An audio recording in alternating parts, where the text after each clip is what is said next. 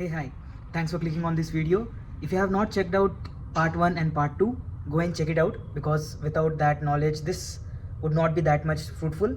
I will link the videos in the description, so go and check it out. And if you have already watched it, let's get started with the part 3. Now you can see the endless rating, how many people are buying, how many people are thinking to hold it with information. And there are very similarities, like I have seen different applications like CoinDCX, Mudrex, which are popular in India in a crypto exchange field. They have also have this endless rating, which they prominently say has increased their user retention. So you should also have it. Plus here, the bulls and the bear. So bull same is the people who are buying stuff, like going up. Bear means going down. So it's like news, but much more like analyst news. So you have normal news which are reported by the reporters and everyone, and you have another news from the traders, from news from the trading community. And now one fun fact: when Robinhood started, it started as a community app for traders, where traders can share their strategies, share what they are doing, and eventually that turned out like that grown into this. So that is there. Then we have trading prints, like what is the net buy, net sell overall.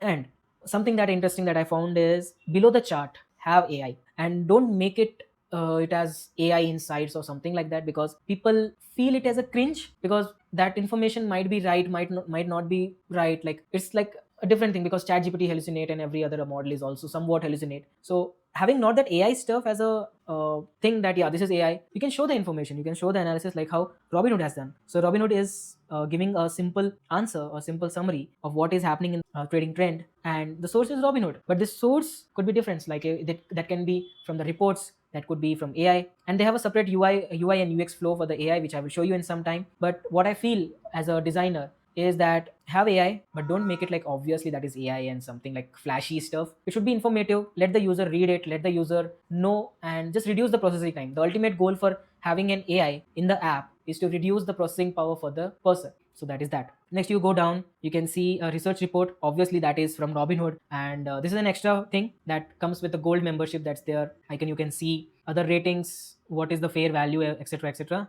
Next, you have earnings. So this is something which every stock releases, every listed company releases. So that is fetched from there. So you can see how much growth they are having. It's not the growth of the stock, but it's the growth of their earnings. So how much they're earning, how much they're burning. So that information is also important, and that is important for the pro traders. And if you see that initial sections which were there are much more beginner friendly, and as you go down, as you go into deep side, you have analyst, you have earnings, you have different other matrices that a pro trader or pro person will only see it, and that's where there is a snippet of taking the gold membership. So it's all about beginner, then expert, and in between section to help the expert get more information, sell your other services. So that is there. So next you can see estimated EPS, other matrices, and on the last you can see related list. So this is list, the same thing that we have seen in the search, screener, same thing. Software, like all the stocks are categorized based on different things, recurring investment, 24 hours market, based out of Washington and other things. Now, so that is what is present on the home screen. You can see that in a single home screen where you are just scrolling, how many different design decisions are there. And that's where, as a founder, as a designer, you come in, because this is what you need to decide. This will not be done by an intern or someone who is using just a AI. So think about this structure. First, you have beginner flow, then you have pro flow. So both the flows you have in the single scrollable view. In middle, you have promotions. So this is what home screen is having. Now moving on, we can also see the crypto side. So in the crypto, you will find little different, which I really liked is this thing. So when you are exploring more crypto, there are different assets are there, and in between there is chart. So this layout I really like, and but I think that the side one which you are seeing here, the orange and green, it's a little bit overwhelming. It could be simply like green and red, same as the line graph. It's okay. Like if that is growing and user need to take action, they can instantly click on it and do it. And there is filter, tradable and non-tradable. So that's there. And even these charts, the one in the between, are also real time and they flashes. So whenever you're doing a fintech one, just make it more real time. Now moving on to the other things. So prediction market. This is what newly added in Robinhood, and even I have written an article on how prediction market works. I will link it in the description. Go and check it out. It's much more technical, deep insight, but it's an interesting one. How event is created, how people bet on yes and no, and how that is resolved. So all of that information is on this on the blog, and go and check it out after this video. So here you can see there's a prediction market, and prediction market is generally, if you see this one, you might be thinking like why they have a card type of illustration, like a card type of icon for defining this instead of having some other illustrations that we have seen in the home screen, the green and those things. So there is a small thing, you can say it as a creative thing, is because prediction is about future which you don't know. So cards symbolize them when you click on it, when you reveal it. So card flip, card revealing it. So that's what here it is. So it's about tournament. Maybe someone will win, maybe someone will not win. You need to make the prediction. So it's not defined. So it's in a card format. A little gesture, little creativity, which you can see here. Now if you go down, you have discover more. Here we have illustrations, which you can see. But these illustrations are not made on the front side, but they have made on the right side. Is the reason is all the main information which the user is scanning right now or is on the right side. So get their attention, the graphs are also on the right side. So that is that. Now one more thing that I have noticed when the payment is happening and when you have different like payment, transfer, deposit, all of these financial actions, there are different things like instant transfer, 3% more match and everything, like some information that like user is taking action, but you need to make it much more trustworthy because finance applications run on trust. So always think about how you can create trust. You can have a brand ambassador which is resembled by trust, like Sachin Tendulkar, Amitabh Bachchan, and different. It's a perception created by the user. So if you're creating something like sports, gym, fitness, you'll go for athletes. So in a similar sense, when you're doing something, even in the card, see here we have bank transfer, and you can see that here in the bank transfer there are two things instantly mentioned, like if the user selects on it, the transfer will be instant, which gives a sense of trust to the user. If I select it, it will work like that. So this screenshot which you're seeing, which is on the left side, is from Binance, and they have, if you see, their illustrations are very simple and minimal, nothing wrong about it. But if you have a chance to add the small details like a pinch of your branding color into the illustrations, icons and everything, but don't make it confused with that as a button. So for example, which on the Robinhood, if you see, these are illustrations, these are simple logos, but user might think at like if you have an add button, and if you make the same thing in this way, like having a gray background and with a highlighting brand color, that might give a wrong assumption to the user that is a button as a button. So just be sure like that doesn't happen. Now if you see the difference between Binance and Robinhood, Binance is doing in a simpler way and Robinhood is having the same thing but with a pinch of their own touch, like the rounded whole thing, how the stocks like will work. The green resembles one side and the white resembles other side. Plus they have gradients also.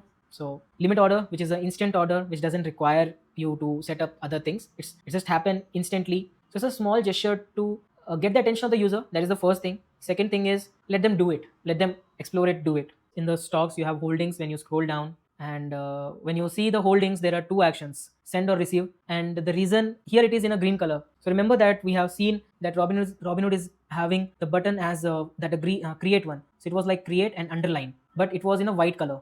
But here, if you see in the crypto side, you can see that is in a green color, which means the Robinhood want to make instant, want user to take instant action, which is most used, send and receive. So once you have the holding, it's not about selling it, it's about sending and receiving it. And this sending and receiving is much more common use case in crypto because you're doing wallet to wallet transfer. So that's there. Next we have instead of smaller cards, a longer card with more information, much more visually easy to understand, like top 5 movers, like scrollable, which the user can state. And this doesn't mean that they are instantly available because crypto is volatile. So they have information on the bottom also, like subject to state availability. Islam like that. Now I have seen Aave and it's at 129.33. And once I click on it, it can go up to 135. That will be instant. So that's the reason they have information on the bottom. It's advised to have it, but just remember it should not create the whole UI much more complex. Better to have it in a simpler, cleaner way. So you can see here when you're transferring, the most important information is on the top, which is very big. From and to, so from which account you're doing to which account transferring stuff. Limit, showing you what is the maximum amount.